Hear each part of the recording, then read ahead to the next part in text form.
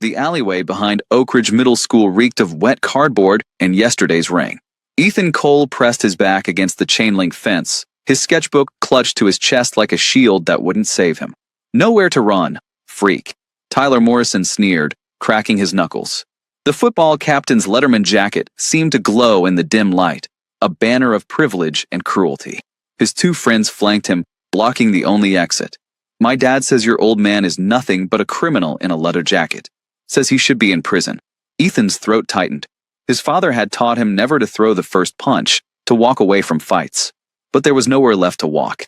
Let's see if the biker's kid bleeds like everyone else, Tyler said, pulling back his fist, heavy with a championship ring that caught the light like a promise of pain. Ethan squeezed his eyes shut. The blow came with a sickening thud, but Ethan felt nothing. He opened his eyes to see a flash of dirty flannel and matted brown hair. Standing between him and Tyler's fist was Maya, the homeless girl who slept in the park gazebo. She was a full head shorter than the Bullies, swimming in an oversized jacket that had seen better decades. Blood trickled from her split lip where Tyler's ring had connected. She didn't cry. She didn't even flinch. Instead, she spat blood onto Tyler's pristine white sneakers and growled, "Touch him again, and I'll bite your nose off." Tyler stared at her in shock for half a heartbeat. Then he laughed. Did this street rat just threaten me? What none of them knew, what they couldn't possibly understand, was that the scrawny kid shivering behind her was the son of Razor Cole Bennett, president of the Iron Wolves Motorcycle Club. And by hurting her, they had just declared war on an army of leather and chrome. Maya had learned to become invisible. It was a survival skill she'd perfected over the 18 months since she'd run from her third foster home. Invisible meant safe. Invisible meant the cops didn't ask questions, store owners didn't chase her away, and predators looked right through her. The park gazebo had been her home for 6 months now. It wasn't much, just weathered wood and peeling paint, but it was hers. She'd lined the corners with cardboard boxes to block the wind, and she'd hidden a duffel bag in the rafters containing everything she owned: 2 changes of clothes, a water bottle, a flashlight with dying batteries, and 3 textbooks she'd rescued from a dumpster. Mathematics, chemistry, world history, they were her treasures. Every morning at 6:30, Maya woke to the sound of school buses rumbling past the park. She would watch from the gazebo as students poured through the gates of Oak Ridge Middle School, their backpacks bright with new zippers, their conversations loud with the confidence of belonging. She memorized their patterns. The cheerleaders who arrived early to practice, the band kids who lugged instrument cases, the athletes who jogged laps before first period. And Ethan Cole was different from the others. He walked alone, always clutching a sketchbook, his shoulders hunched as if trying to take up less space in the world. While other kids shouted and shoved, Ethan moved quietly, his eyes downcast. Maya recognized that walk. It was the walk of someone who'd learned that invisibility was survival. She'd first noticed him 3 weeks ago, when Tyler Morrison had cornered him by the water fountain. Tyler had grabbed Ethan's sketchbook and thrown it into a puddle, laughing as the pages absorbed dirty water like a sponge. Ethan had said nothing, just picked up the ruined book and walked away. Since then, Maya had made it her business to watch over him. She told herself it was just curiosity, something to pass the time between scrounging for food and avoiding truant officers. But the truth was simpler. She saw herself in him. The lonely kid who didn't fit, who loved learning in a world that didn't love him back. Today started like any other Tuesday. Maya ate half a granola bar she'd found in a park trash can. It was only 1 day past expiration, which counted as fresh in her world. She washed her face in the park fountain, combed her fingers through her tangled hair, and settled into her usual spot on the gazebo steps. At 7:15, the buses arrived. Students spilled out in their designer clothes and $100 sneakers, complaining about homework that Maya would have given anything to have. At 7:20, Ethan's father's truck pulled up. Maya leaned forward. She'd never seen Ethan's father up close, but everyone in the neighborhood knew about Cole Razor Bennett. The Iron Wolves Motorcycle Club had a reputation that preceded them: leather cuts, rumbling engines, and a code of brotherhood that outsiders whispered about but never truly understood. The truck door opened, and Ethan stepped out. His father leaned over, said something Maya couldn't hear, and Ethan nodded. For just a moment, Cole's hand rested on his son's shoulder, gentle, protective. Then Ethan closed the door and headed toward the school. He made it exactly 12 steps before Tyler stepped into his path. Maya's hands clenched into fists. Well, Tyler said loud enough for the gathering crowd to hear. If it isn't the criminal's kid. Ethan tried to step around him, but Tyler's friends, Brad and Connor, materialized on either side, forming a wall of Letterman jackets and malicious grins. Where you going, freak? Brad asked. We just want to talk. Maya stood up, her heart hammered against her ribs. This was stupid. Getting involved was the opposite of invisible. But her feet were already moving, carrying her toward the chain-link fence that separated the park from school property. My dad says your old man should be locked up, Tyler continued, shoving Ethan backward. Says guys like him are what's wrong with this town. Leave me alone, Ethan said quietly. Or what? Tyler laughed. You gonna call your daddy? I'm shaking. The crowd of students watched with the passive cruelty of spectators at a gladiator match. Some held up phones, ready to record whatever happened next. Nobody stepped forward to help. Maya's fingers curled around the cold metal of the fence. She could climb it. She'd done it before when the park rangers did their evening patrols. But then what? Get herself arrested for trespassing? Get Ethan in more trouble?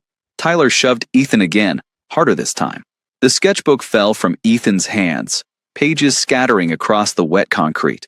Oops, Tyler said, stepping on the pages deliberately. Butterfingers. The warning bell rang. The crowd began to disperse, heading toward the building. Tyler and his friends grabbed Ethan by the arms and started dragging him toward the alley beside the gym, the blind spot where no teachers patrolled, where the security cameras didn't reach. Maya made her decision. She scaled the fence in 4 quick movements, her worn sneakers finding purchase in the diamond-shaped gaps. Her jacket snagged on the top and tore, but she didn't slow down. She dropped to the other side and ran toward the alley, her heart threatening to burst from her chest. She'd broken the first rule of survival. She'd stopped being invisible. But as she rounded the corner and saw 3 boys looming over one terrified kid, she realized she didn't care. Some things were worth being seen for. The alley smelled like dumpster juice and fear. Ethan's back hit the brick wall with enough force to knock the wind from his lungs.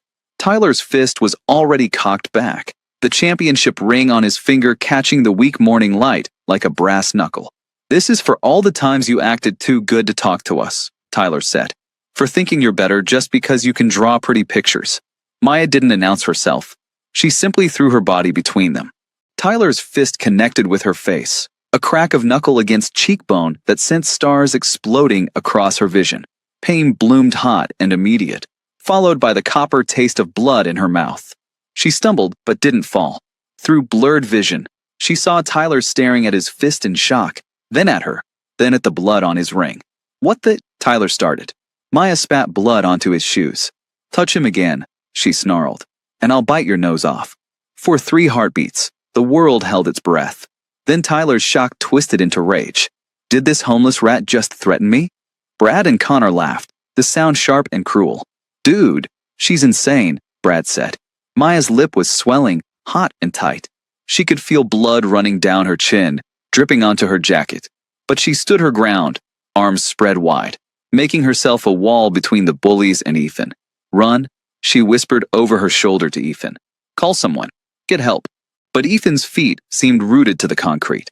His eyes were wide with horror and something that might have been awe. Tyler recovered his composure, his lip curling into a sneer. You want to play hero, street trash? Fine. Let's see how tough you really are. He moved fast, faster than Maya expected for someone so bulky. His hand shot out and grabbed her jacket, yanking her forward. She twisted, trying to break free, but Connor grabbed her other arm. Hold her, Tyler ordered. They slammed her against the wall next to Ethan. Maya's shoulder hit brick, sending fresh pain radiating down her arm. She kicked out, her worn sneaker connecting with Connor's shin. He yelped and his grip loosened. Maya had learned to fight dirty on the streets. There were no rules when you were defending your spot in a shelter line or protecting your bag from thieves. She used every trick now. Elbows, teeth, knees aimed at soft places. She bit Brad's hand hard enough to taste leather from his glove and blood beneath it. He screamed and let go. You crazy, Tyler raised his fist again. Call your dad. Maya screamed at Ethan, blocking her face with her arms. Call him now. Ethan fumbled for his phone with shaking hands. Tyler's fist came down on Maya's raised arms.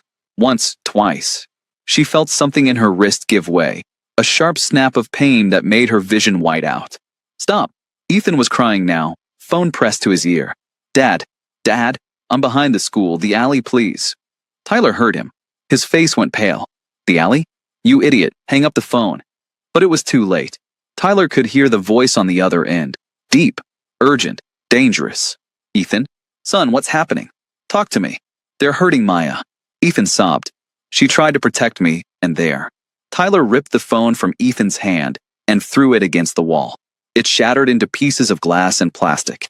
You just made the biggest mistake of your life, Tyler hissed. But his hands were shaking. Maya slumped against the wall, cradling her wrist.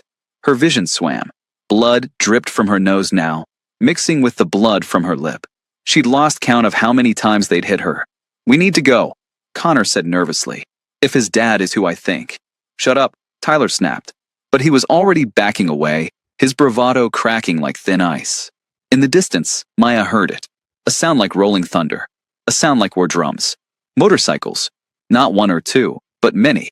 The deep, synchronized rumble of powerful engines getting closer. Tyler's face went from pale to gray. Move. Now. The three bullies ran, their expensive sneakers slapping against wet concrete as they disappeared around the corner like cockroaches fleeing light. Maya's legs gave out. She slid down the wall until she was sitting in a puddle that soaked through her jeans. Her wrist throbbed in time with her heartbeat. Her face felt like it was on fire. Ethan dropped to his knees beside her. Maya? Maya, can you hear me? She tried to answer, but her tongue felt thick. The world tilted sideways. The last thing she saw before darkness took her was chrome and leather, a wall of motorcycles blocking the alley entrance. And standing at the front, his face carved from fury and fear, was a man built like a mountain wearing a leather cut with President patched across the back. Then everything went black. Cole, Razor, Bennett had been in the middle of a club meeting when his phone rang. Normally, he wouldn't have answered. Church was sacred. Interruptions were forbidden. But the ringtone was Ethan's, the special one he'd set up for emergencies, and Cole had learned long ago that when it came to his son, there was no such thing as overreacting. He'd answered on the first ring, the sound of his son crying, actually crying, which Ethan almost never did, turned his blood to ice. Ethan? Son, what's happening? Talk to me. They're hurting Maya. She tried to protect me, and there.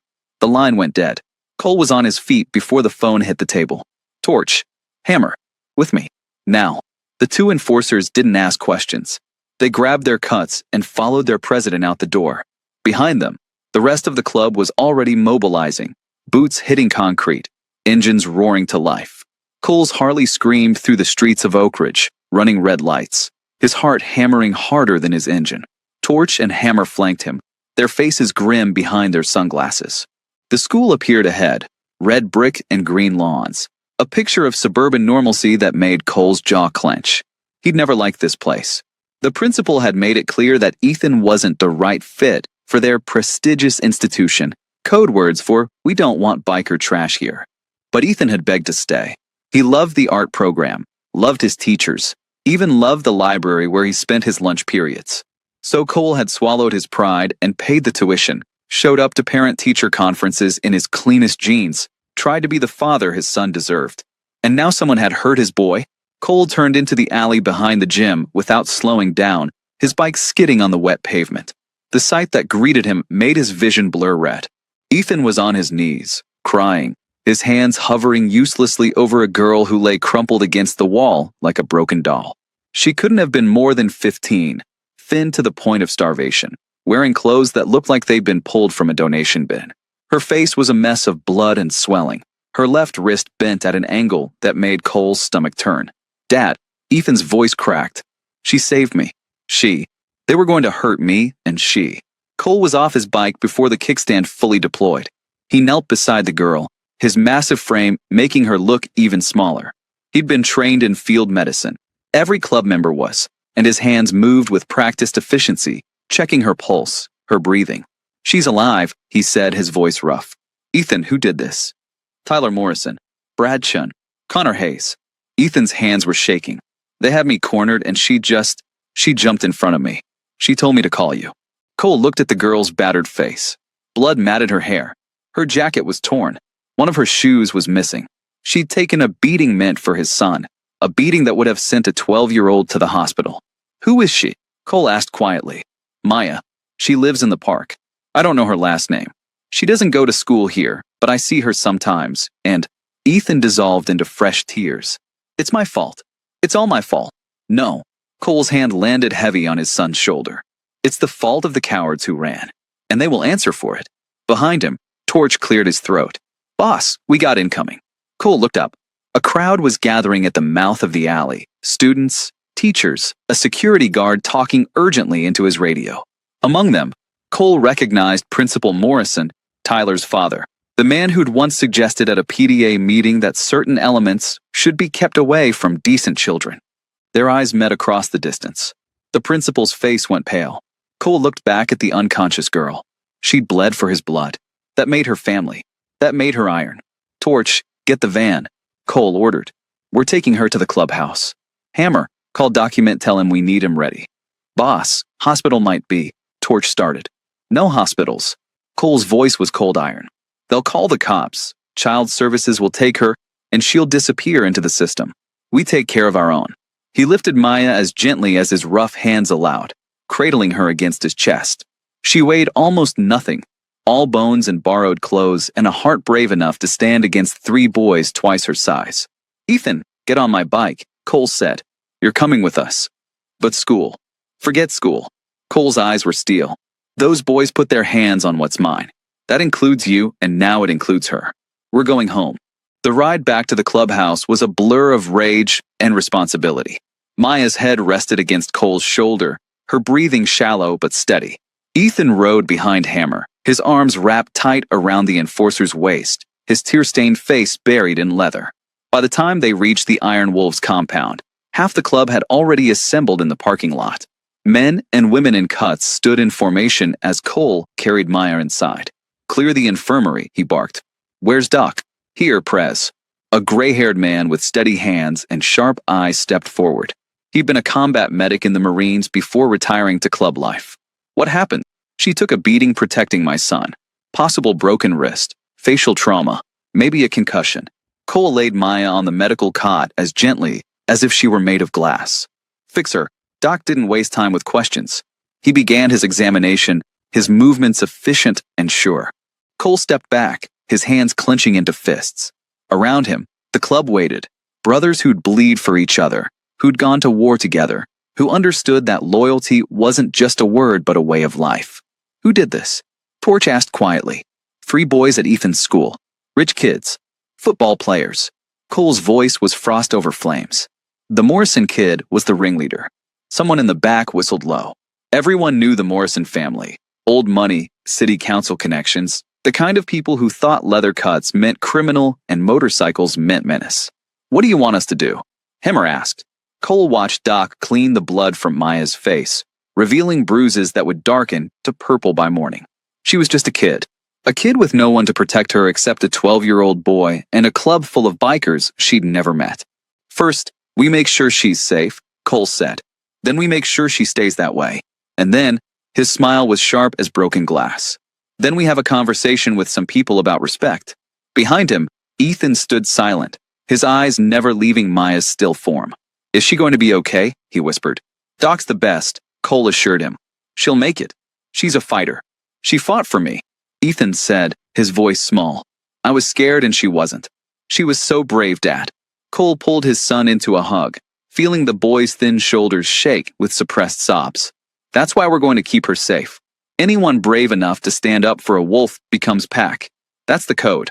On the cot, Maya stirred slightly. Her eyelids fluttered but didn't open. Doc worked on her wrist, setting the break with practiced precision. She'll need time to heal, Doc said. But she'll make a full recovery. Physically, anyway. He glanced at Cole. Where do you find this one? She found us, Cole said quietly.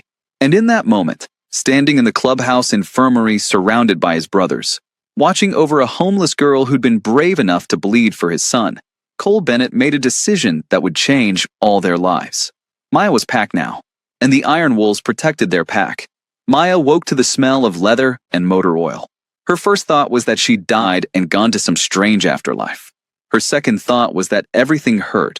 Her face, her wrist, her ribs, even her hair seemed to ache. She opened her eyes to unfamiliar surroundings. wood-paneled walls covered in motorcycle posters and club patches. A fluorescent light humming overhead. Medical equipment on a metal cart, bandages, antiseptic, pills in orange bottles. Panic hit her like a fist to the chest. She tried to sit up, but pain exploded through her left wrist. She looked down and saw it was wrapped in a professional cast, pristine white against her dirty sleeve. Easy there, kiddo. Maya's head whipped toward the voice, igniting fresh pain in her neck. An older man with gray hair and kind eyes sat in a chair beside the cot. He wore a leather vest. A cut she'd heard them called, with patches that read Iron Wolves MC and DOC. Where? Her voice came out as a croak. Where am I?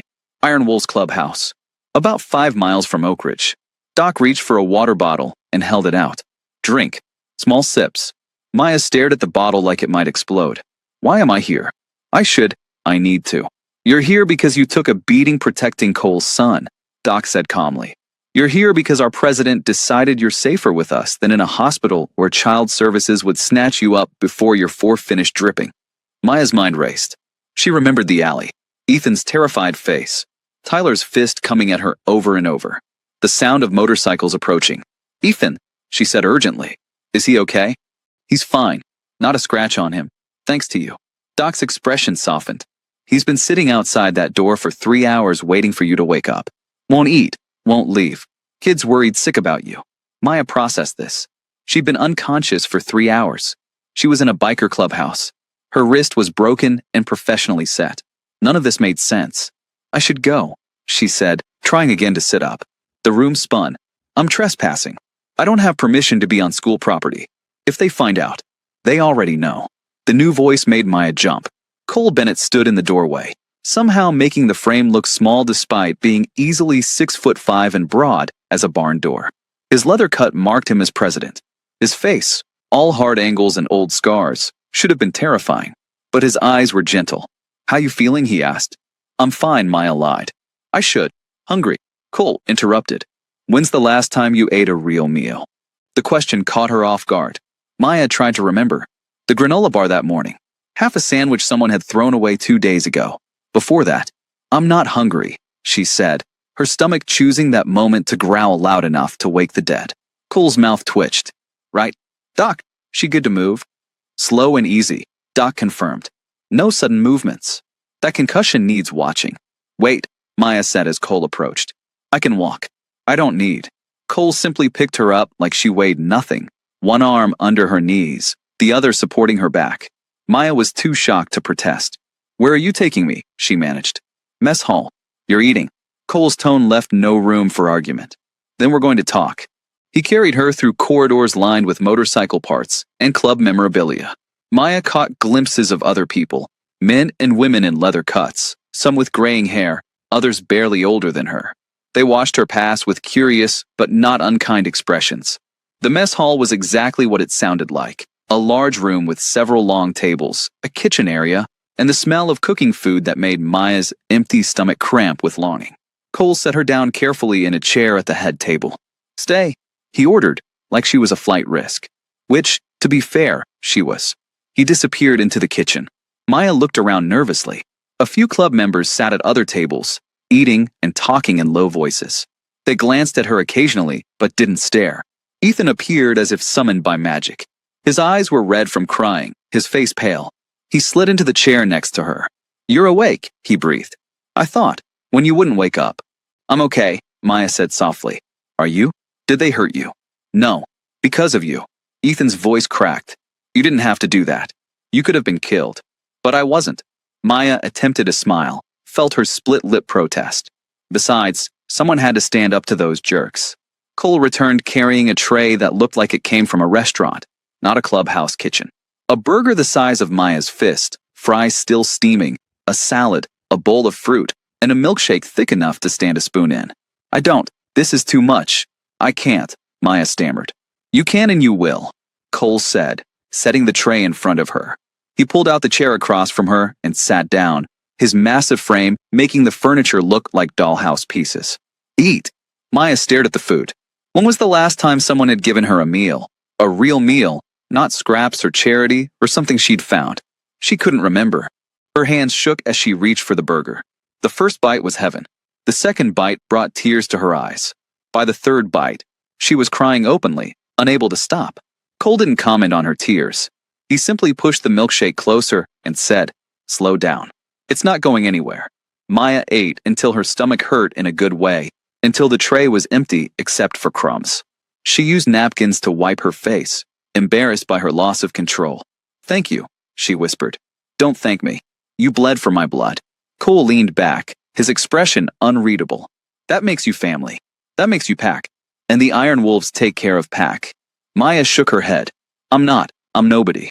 I'm just some homeless kid who—" "You jumped between my son and 3 boys who wanted to hurt him," Cole interrupted. "You took a beating that could have put you in the hospital or worse. You told him to call me even though you had no idea if I'd come, if I'd care, if I'd help." His eyes locked onto hers. "That's not nobody. That's brave. That's loyal. That's exactly the kind of person who belongs in this club." "I can't stay here," Maya said desperately. "I don't have anything. I can't pay you back. What do you want?" Cole asked suddenly. "Not what you think you should want. What do you want?" Maya opened her mouth, closed it. The question was too big, too dangerous. Wanting things had never ended well for her. "It's okay," Ethan said quietly. "My dad keeps his promises. If you tell him what you want, he'll make it happen." Maya looked at this boy she protected, this president who'd brought her to safety, this room full of strangers who'd treated her with more kindness in 4 hours than she'd received in 2 years. "I want to go to school," she admitted, her voice barely audible. "I was an honor student before everything. I had perfect attendance. I loved learning. But you need an address to enroll, and I don't have one, and even if I did, I don't have money for supplies or clothes or—" "Done," Cole said. Maya blinked. "What? You want to go to school? Done. You want to finish your education? Done." Cole pulled out his phone and started typing. "What's your full name?" "Maya Jennifer Chun," she said automatically, too surprised to lie. "Date of birth? March 15th. I'm 15. Cole's fingers flew across his phone screen. "Parents?" Maya's throat tightened. "Dead. Car accident when I was 13. Foster care. 3 homes. The last one," she stopped. She didn't want to talk about that. "I ran." Cole nodded like this wasn't shocking, like her story was normal and understandable. "Any other family?" "No one." "Wrong," Ethan said firmly. "You have us now." Cole looked up from his phone. "Here's what's going to happen. Tomorrow morning, I'm filing emergency guardianship papers. Judge Ramsey owes me a favor. It'll be fast-tracked. You'll live here at the clubhouse. We've got spare rooms, until we figure out something more permanent. You'll have everything you need, clothes, school supplies, a laptop, whatever." Maya couldn't breathe. This was too much, too fast, too good to be true. "Why? You don't even know me. I know you stood between my son and people who wanted to hurt him." Cole's voice was granite and warmth somehow mixed together. "I know you took hits meant for him without hesitation. In this club, that means everything. You're Pack now, Maya, and Pack takes care of each other." A woman appeared in the doorway, tall, with silver streaking through her dark hair, wearing a cut that read "Old Lady" and "Property of Razor." She was beautiful in a way that made Maya think of warrior queens. "This is my wife, Catherine," Cole said. "Cat, this is Maya. She's the one who protected Ethan." Catherine's expression transformed from curious to fierce in an instant. She crossed the room and pulled Maya into a careful hug, mindful of injuries. "You brave, beautiful child," she murmured. "Thank you. Thank you for saving my boy." Maya couldn't remember the last time someone had hugged her. She stood rigid, unsure how to respond. Catherine pulled back, her eyes suspiciously bright. "Razor, she can't stay in the clubhouse long term. A teenage girl needs—" "I know," Cole said. "I'm working on it. What she needs right now is proper clothes and a shower and a real bed." Catherine continued, already moving into action mode.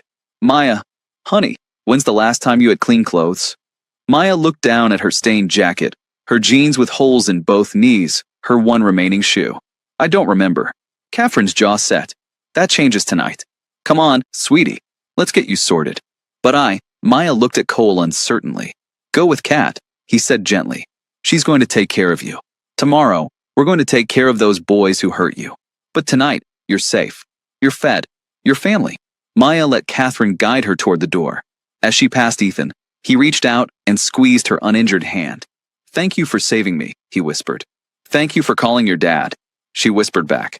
As Catherine led her through the clubhouse toward what she promised was a hot shower and clean clothes, Maya felt something unfamiliar blooming in her chest. Hope. For the first time in 2 years, she dared to hope that maybe, just maybe, she'd found a place where she belonged. The shower was everything Maya had dreamed of during cold nights in the park. Hot water that didn't run out after 2 minutes. Shampoo that smelled like coconut. Conditioner that actually untangled her hair. Body wash that lathered. Catherine had left her a stack of towels that were soft and clean, and Maya stood under the spray until her skin turned pink and the water at her feet finally ran clear. When she emerged, wrapped in a towel that was bigger than some blankets she'd slept under, she found Catherine had laid out clothes on the bed in the guest room. Soft sweatpants, a t-shirt, thick socks, and a hoodie that looked brand new. "They're mine," Catherine said from the doorway. "We're about the same size, I think. Tomorrow we'll get you your own things, but for tonight, these should work." Maya dressed quickly, feeling like an imposter in clothes that weren't salvaged or stolen. The hoodie was navy blue with iron wolves embroidered on the back in silver thread. "I can't wear this," she said. This means something. To the club. It means you're protected," Catherine corrected. "It means you're one of us. Wear it with pride, honey." The guest room was simple but clean. A bed with actual sheets, a dresser, a window with curtains. To Maya, it looked like a palace. "Sit," Catherine said, patting the bed. "Let's talk while I braid your hair." "That okay?" Maya nodded, perching on the edge of the bed. Catherine settled behind her with a brush and began working through Maya's wet hair with gentle patience. "Cole told me a bit of your story," Catherine said. "Parents gone. Foster care. Running away. But I'd like to hear it from you, if you're willing to share. No pressure." Maya hadn't really talked about it, in over a year. But something about Catherine's steady hands and calm voice made her want to try. "My parents died 3 years ago," she began. "Car accident. Drunk driver ran a red light.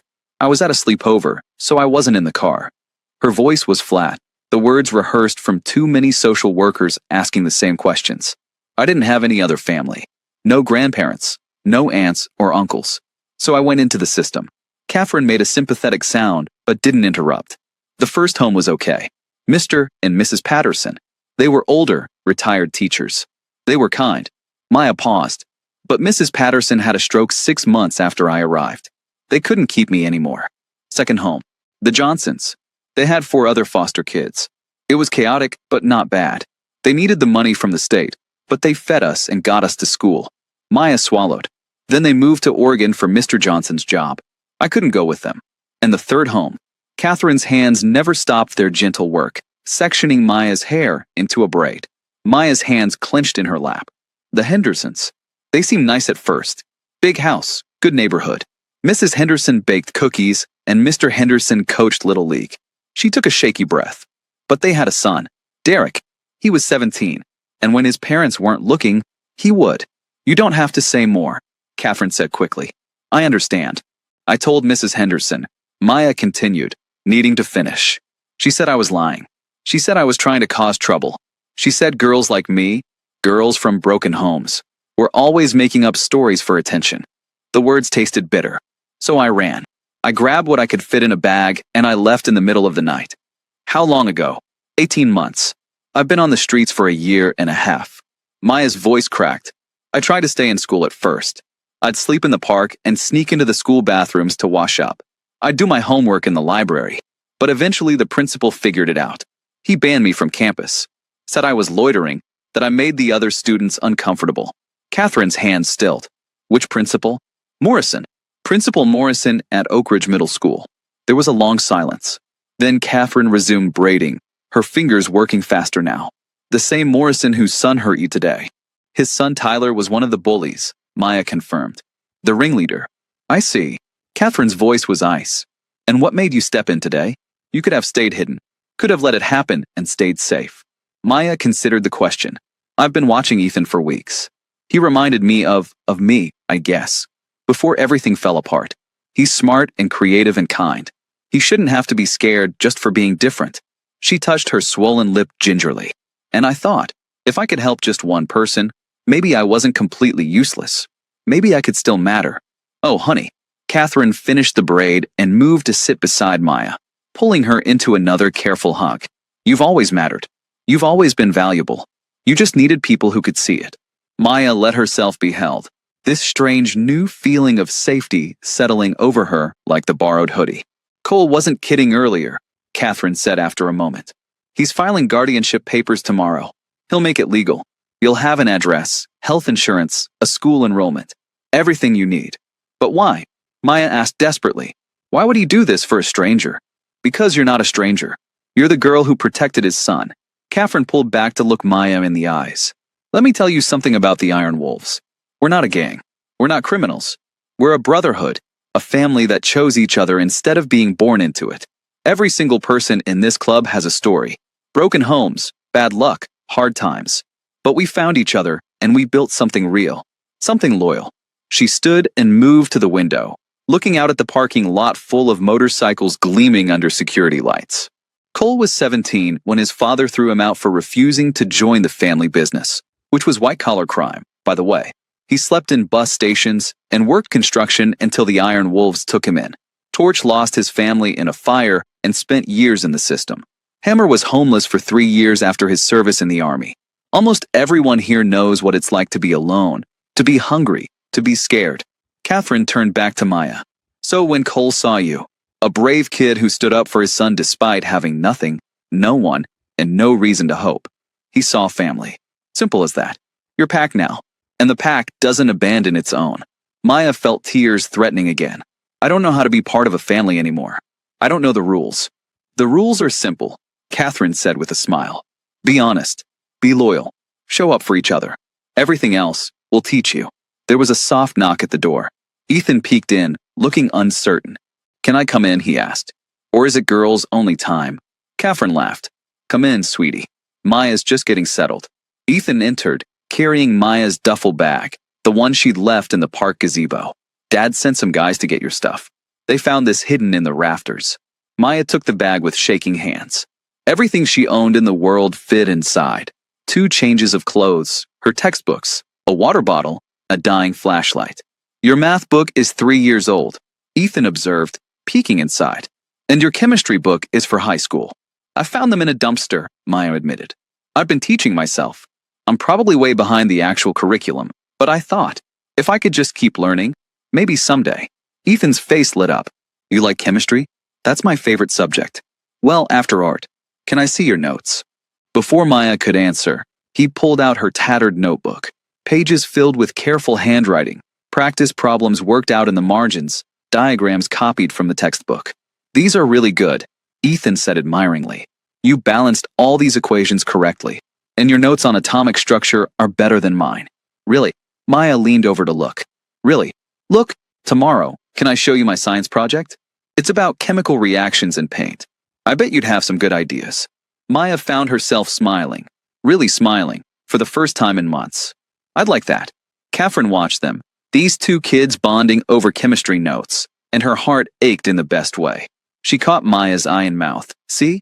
Family.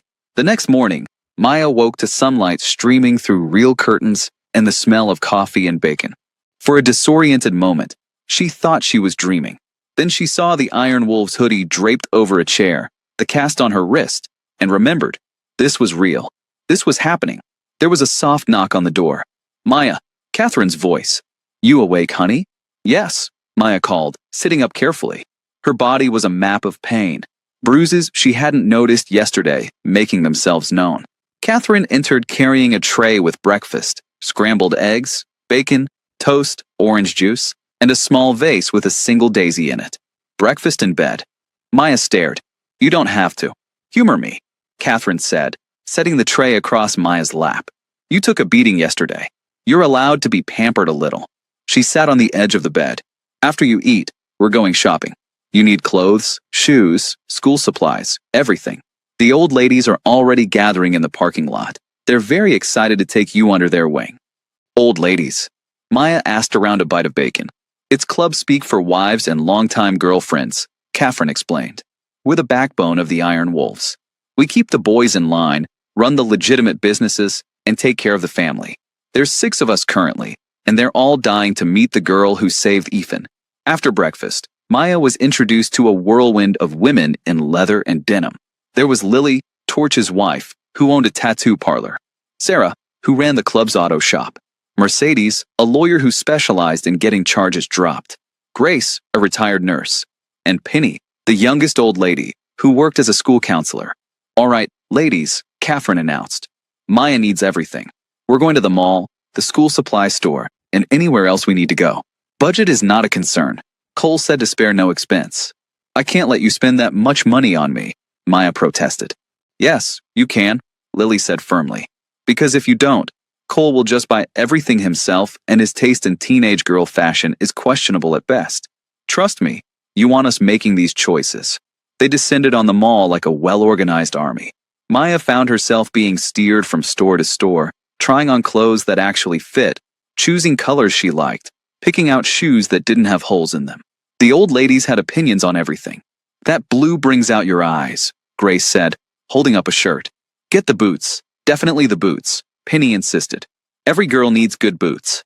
"Practical, but also cute," Mercedes said, evaluating a jacket. "Yes, this is perfect." Maya tried to keep track of the cost, but they wouldn't let her see price tags. They just kept piling items into shopping bags. Jeans and shirts and dresses, a real winter coat, pajamas that matched, underwear that wasn't falling apart, socks that didn't have holes. At the school supply store, they filled a cart with everything: notebooks, pens, a scientific calculator, a laptop, a backpack that looked like it could survive a nuclear war. "This is too much," Maya said for the 100th time. "I don't need all this." "You deserve all this," Catherine corrected. "And more. Let us do this, honey. It makes us happy." The final stop was a clothing store that specialized in leather goods. Sarah held up a denim jacket. High quality, stylish, with extra pockets. "This," she declared. "This is the one." They bought it and took it to Lily's tattoo parlor, where Lily had a friend who did custom embroidery. An hour later, the jacket had a small patch on the back. Iron Wolves in silver thread, and underneath, in smaller letters, support. Support patches are for family members who aren't official club members, Catherine explained as Lily helped Maya into the jacket. "It means you're under our protection. It means you're one of us." Maya looked at herself in the mirror. Clean hair braided back. New clothes that fit. Boots that were actually comfortable. The jacket with its patch that meant family. She looked like she belonged somewhere. Penny stepped forward with one more item. A silver necklace with a small wolf pendant. "We all have one," she said, showing her own necklace tucked under her shirt. "It's tradition. Welcome to the pack, Maya." Maya's hands shook as Penny fastened the necklace around her throat. The wolf pendant settled just above her heart, warm against her skin. "Thank you," she whispered. "I don't know how to thank you enough." "Pay it forward," Grace said simply. "When you see someone who needs help, when you see someone who's lost like you were, you help them. That's how you thank us." They loaded the shopping bags into 3 different cars and headed back to the clubhouse. Maya rode with Catherine, watching the familiar streets pass by with new eyes. "What happens now?" she asked quietly. "Now we get you enrolled in school," Catherine said. "Cole has a meeting with Principal Morrison at noon. It should be interesting." "Will Maya hesitated. "Will I have to go back to Oak Ridge Middle School? With Tyler and the others?" "Actually," Catherine said with a small smile. "After Cole's meeting, I think Principal Morrison might suggest you'd be better served at a different school. One where the principal actually does his job and protects his students." Maya thought about this. "What's Cole going to do?" "Nothing illegal," Catherine assured her. "Just a conversation between concerned parent and school administrator. The kind of conversation where certain facts get brought to light. The kind where people realize they've made mistakes that need correcting." "I don't understand." "You will," Catherine said, "after you watch Cole in action." Cole stood in the clubhouse's main room, his phone pressed to his ear, his expression carved from stone. "This is Razor," he said into the phone. "We have a situation. I need every chapter within writing distance here by noon tomorrow. Full patch, but keep it clean. No visible weapons, no drugs, no alcohol. This is a show of force, not force itself." "Understood." On the other end, the Riverside chapter president confirmed. Cole moved to the next call. By the time he'd finished, he'd contacted 6 different Iron Wolves chapters spanning 3 counties. Roughly 200 bikers would converge on Oak Ridge by morning. Ethan watched from the doorway, sketching in his new notebook. "Dad, what are you planning?" Cole set down his phone and looked at his son. "I'm planning to make sure Maya never has to be afraid again. And I'm planning to make sure those boys who hurt her, who hurt you, understand that actions have consequences." You're not going to hurt them, are you? Ethan asked nervously. Not physically, Cole assured him. I'm just going to have a conversation. But I'm going to make sure everyone in that school, hell, everyone in this town, understands that Maya is family, that she's protected, that touching her is the same as touching any member of this club. Forge appeared in the doorway. Riverside just confirmed. They're rolling out at dawn, 50 bikes. Crossroad chapter is sending 30. Stone Valley is bringing 40. Cole nodded. Good. I want us assembled in the parking lot behind the old factory by 10 a.m. We ride to the school at precisely 10:15, arrive during morning break when the maximum number of students and staff will be outside. Making a statement, Torch said approvingly. Making a promise, Cole corrected. That girl took a beating for my son. She's packed now, and the pack takes care of its own. The clubhouse buzzed with activity as word spread. Bikes were polished until they gleamed. Cuts were brushed clean. Boots were shined. The Iron Wolves were going to war, the kind of war fought with reputation and intimidation rather than violence. Maya was unaware of the preparations. Catherine had taken her to a quiet corner of the clubhouse library, where Penny was helping her fill out school enrollment forms. We'll get you into Riverside Academy, Penny explained.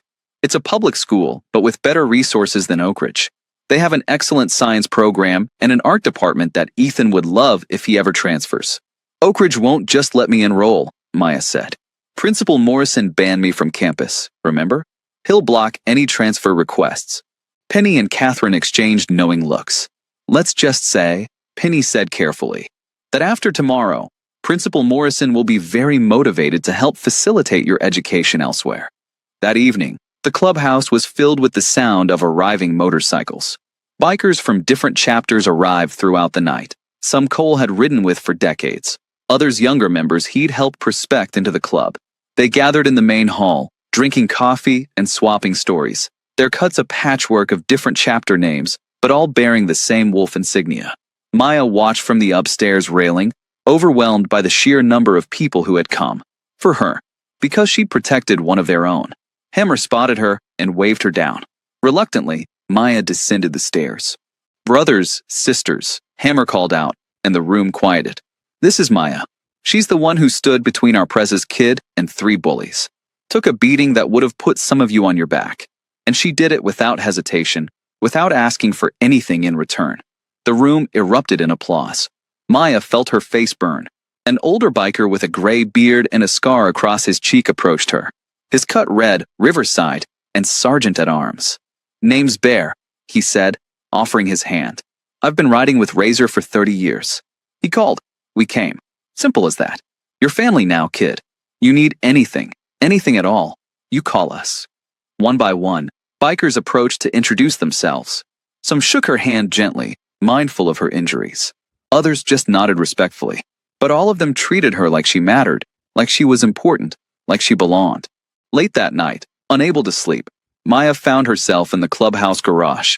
The space was enormous, filled with motorcycles in various states of repair, tools hanging on pegboards, the smell of oil and metal and possibility. Can't sleep? Cole's voice made her jump. He was working on a bike in the corner, his hands black with grease. Too much going on in my head, Maya admitted.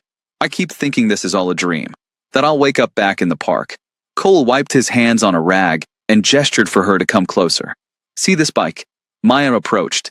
It was beautiful, all chrome and black leather, obviously well maintained. This was my first bike, Cole said. Bought it with money I saved working construction when I was 18. It was a piece of junk when I got it. Rusted, broken, barely running. But I saw potential. I saw what it could be if someone just gave it a chance. He ran his hand along the fuel tank. Took me 2 years to restore it. Every spare moment, every extra dollar, went into making it whole again. And now look at it. It's been with me for 22 years. Still runs perfectly. Still beautiful. All because someone believed it was worth saving. Maya understood the metaphor. I'm not a broken motorcycle. No, Cole agreed. You're a brave, smart, strong kid who got dealt a bad hand. But you're not broken, Maya. You're just waiting for the right people to see your potential. And we see it. I see it. Maya's eyes burned with tears she refused to let fall. What if I mess up? What if I can't live up to what you expect? Then you mess up and we help you fix it, Cole said simply. That's what family does. We don't demand perfection. We just demand you keep trying. He pulled something from his pocket, A key on a simple chain. Your room key. That room is yours as long as you need it. Could be a week, could be a year, could be until you graduate college. Doesn't matter. You have a home now. Maya took the key with shaking hands. Why are you doing all this? Because you stood up when no one else would, Cole said. Because you took hits meant for my son without knowing if anyone would help you. Because you're exactly the kind of person this club was built to protect. He smiled. And because Ethan hasn't stopped talking about how cool you are. He needed a friend. Looks like you both found one. What happens tomorrow? Maya asked. Cole's smile turned sharp. Tomorrow, we make sure everyone at that school understands exactly who you are and what you mean to us. Tomorrow, we make sure no one ever looks down on you again. Will there be trouble? No trouble, Cole assured her. Just a very clear message delivered in a way that can't be misunderstood. Trust me, Maya looked at this man who'd taken her in, fed her, clothed her, and given her hope when she'd had none. Yes, I trust you. Good. Now get some sleep. Tomorrow's going to be a big day. Morning came too fast. Maya woke to the sound of engines. Not one or two, but dozens, revving in synchronized bursts that made the windows rattle. She rushed to the window, and her jaw dropped. The parking lot was filled with motorcycles. Rows and rows of them. Polished chrome catching the early sunlight, creating a sea of metal and leather that seemed to stretch forever. Catherine knocked and entered, carrying the new clothes they bought yesterday. Time to get ready, honey. Big day ahead. Maya dressed carefully. Dark jeans, a black t-shirt, her new boots, and the denim jacket with the support patch. Catherine helped her braid her hair, then handed her the wolf necklace. Head high today, Catherine said. You're not invisible anymore. You're protected. Your family. Walk like you know it. Downstairs, the clubhouse was organized chaos. Bikers drinking coffee, checking their bikes one last time, adjusting their cuts. The air hummed with barely contained energy. Cole stood at the center of it all, a general commanding his troops. When he saw Maya, his expression softened. Ready, he asked. I think so, Maya said, though her hands were shaking. You'll ride with me, Cole said. Ethan will ride with Torch. Catherine will drive the car. We leave in 5 minutes. Maya had never been on a motorcycle before. Cole helped her climb onto the back of his bike, showing her where to put her feet, or to hold on. Hold tight, he said, and trust me. The moment the convoy started moving, Maya understood why people loved motorcycles. The power beneath her, the wind in her face, the synchronized rumble of 200 bikes moving as one. It was terrifying and exhilarating and made her feel more alive than she had in years. They rode through Oak Ridge in formation, a moving wall of chrome and leather that turned heads and stopped traffic. People emerged from shops to stare.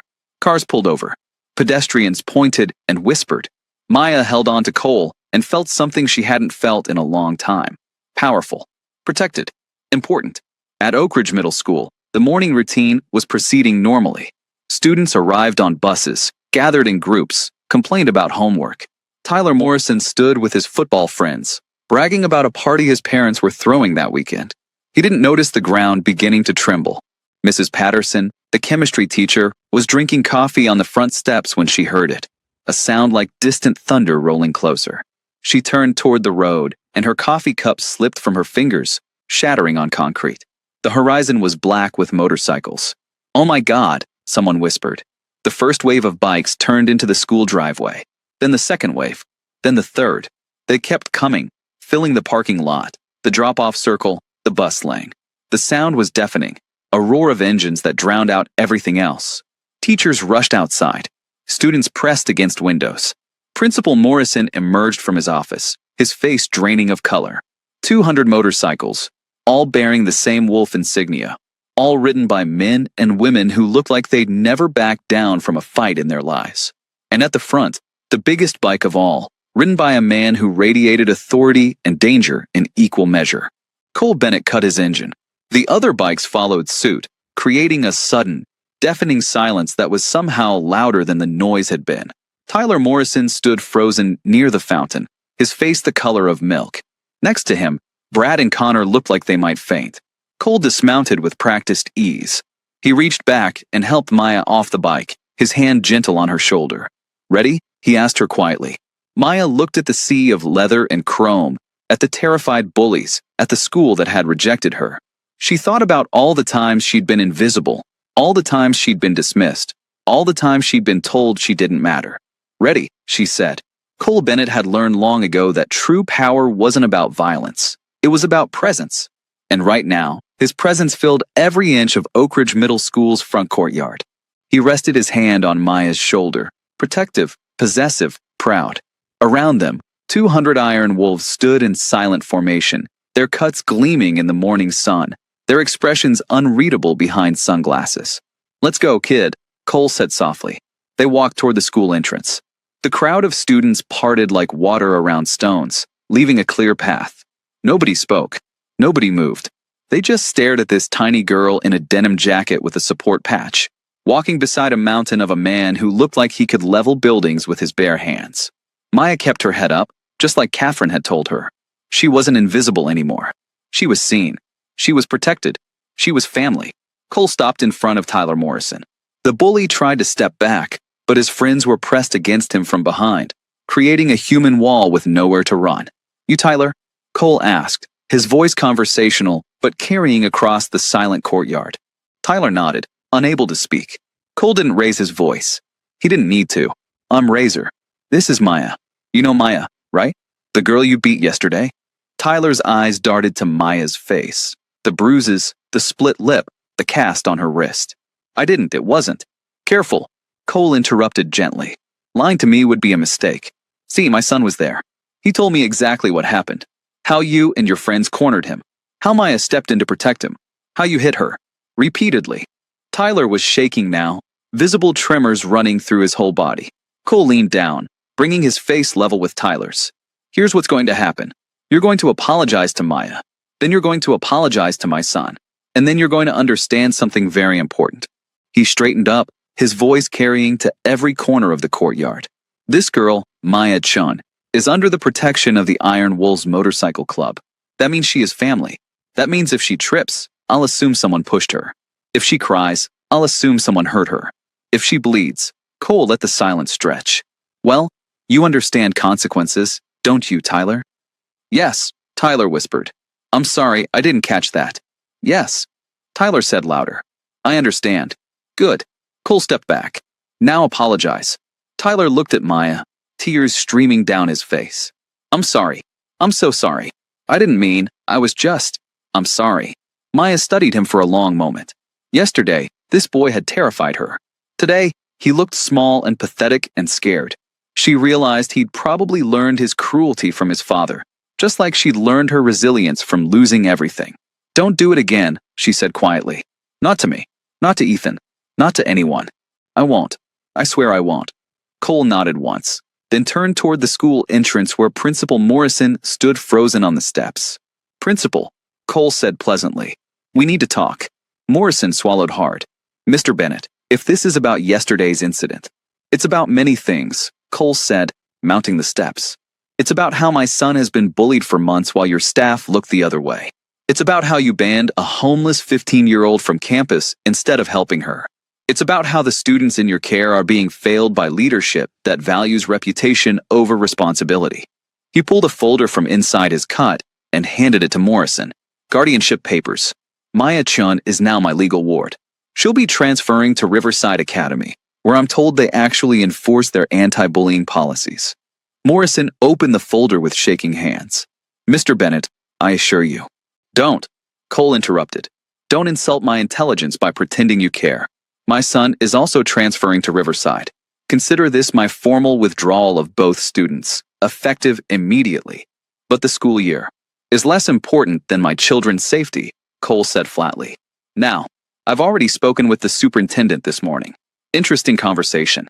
We discussed how your son was involved in yesterday's assault, how you've been aware of bullying issues for months and done nothing, how several other parents have filed complaints that mysteriously disappeared." Morrison's face went from pale to gray. "You can't prove. I don't have to prove anything," Cole said pleasantly. "I just have to make sure the right people start asking the right questions."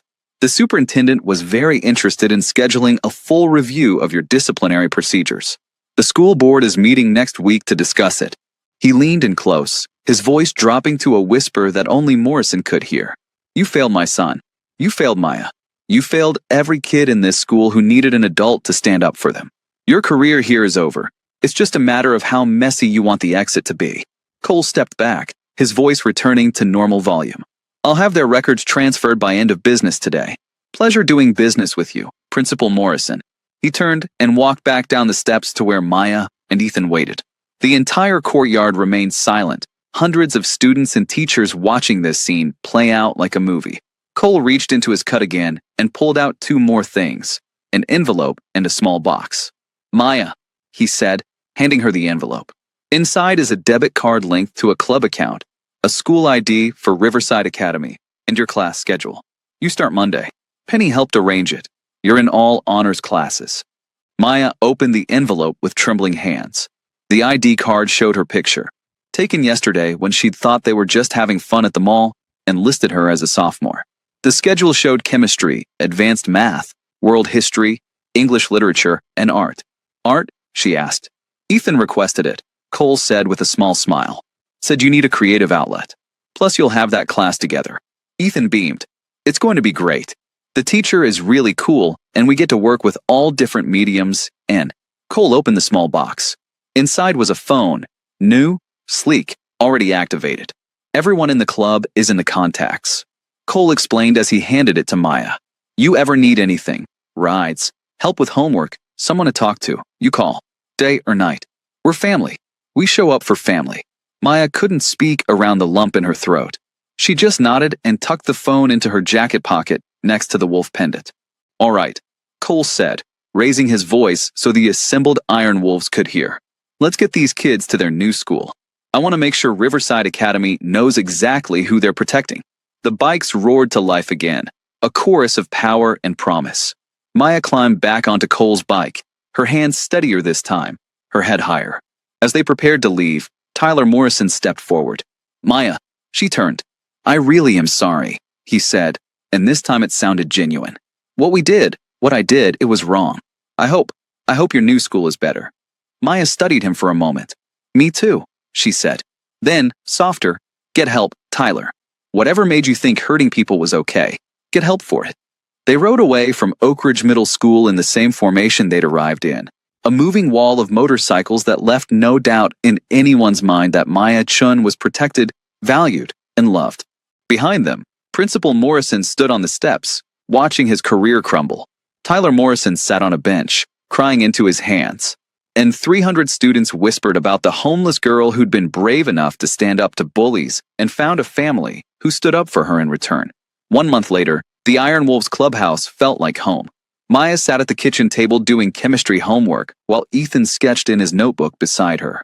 Around them, club life buzzed with comfortable chaos. Torch arguing with Hammer about carburetor adjustments, Catherine and Lily planning a fundraiser for the local women's shelter, music playing from someone's radio in the garage. I don't get this equation, Ethan complained, tapping his pencil against his notebook. Why does the hydrogen balance differently when? Because you're forgetting to account for the water molecules on the product side, Maya said, leaning over to look at his work. See? You need 2 more H2O here. Oh, you're right. Ethan made the correction. How did you see that so fast? Because I've been studying chemistry out of a dumpster textbook for a year, Maya said with a grin. You pick up tricks. They've been at Riverside Academy for 4 weeks now, and Maya was thriving. Her teachers praised her dedication. Her test scores were exceptional, and she'd already been approached about joining the science club and the debate team. More importantly, she had friends. Real friends who invited her to study groups and sat with her at lunch and didn't care that she lived at a motorcycle club. Ethan had blossomed too. Away from Tyler's bullying, he discovered confidence. He joined the art club, started a comic book series, and even made the school's art show with a painting of Maya standing in front of a wall of motorcycles, a piece he'd titled Found Family. The guardianship papers had gone through smoothly. Judge Ramsey, who owed Cole several favors from his wilder days, had fast-tracked the process. Maya was officially Cole and Catherine Bennett's ward, with all the legal protections that implied.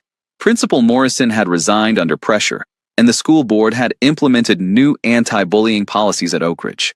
Tyler Morrison and his friends were in mandatory counseling. The changes wouldn't fix everything, but they were a start. Cole entered the kitchen carrying a large box. Special delivery, he announced. What is it? Maya asked. Open it and find out. Maya pulled off the lid and gasped. Inside was a leather jacket, Not denim like her support jacket, but genuine motorcycle leather, custom-made. It had her name embroidered on the front and Iron Wolf's family on the back, with the wolf insignia beautifully detailed. "It's beautiful," she breathed. "But I can't accept." "Yes, you can," Catherine said, appearing in the doorway. "Every family member gets a jacket. It's tradition. But I'm not. I mean, I'm just. Your pack," Cole said firmly. "You stood up when no one else would. You took hits for my son.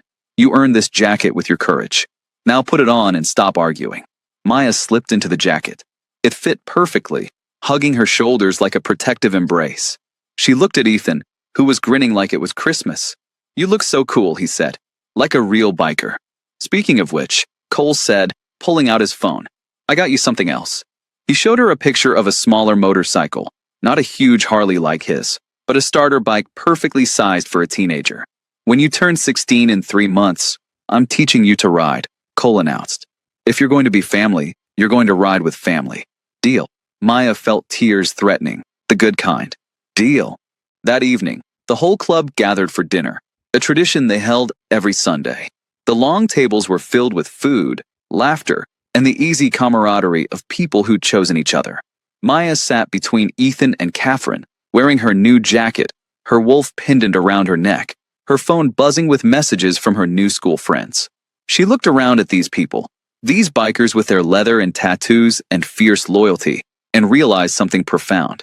She'd spent 2 years being invisible, thinking she had to be small to be safe. But safety wasn't about being small. It was about being surrounded by people who saw you, valued you, and would fight for you. "What are you thinking about?" Catherine asked softly.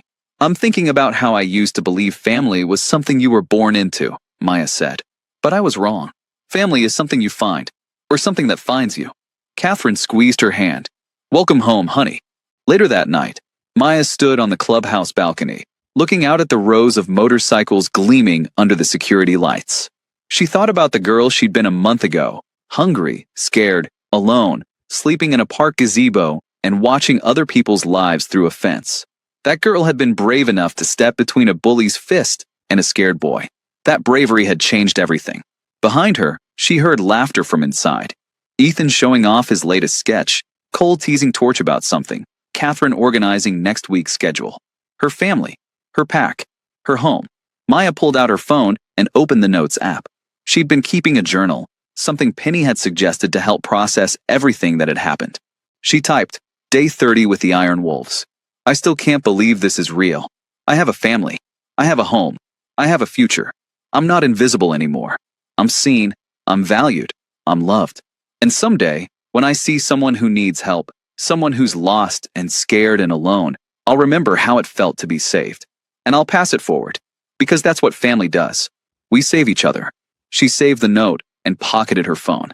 Tomorrow she had a chemistry test to study for, an art project to finish, and a writing lesson with Cole to look forward to on the weekend. But tonight, she was just going to stand here and breathe in the smell of motor oil and possibility, and be grateful for the day she'd been brave enough to step into the alley. Because that bravery had led her here, to leather and chrome, to loyalty and love, to the Iron Wolves, to home.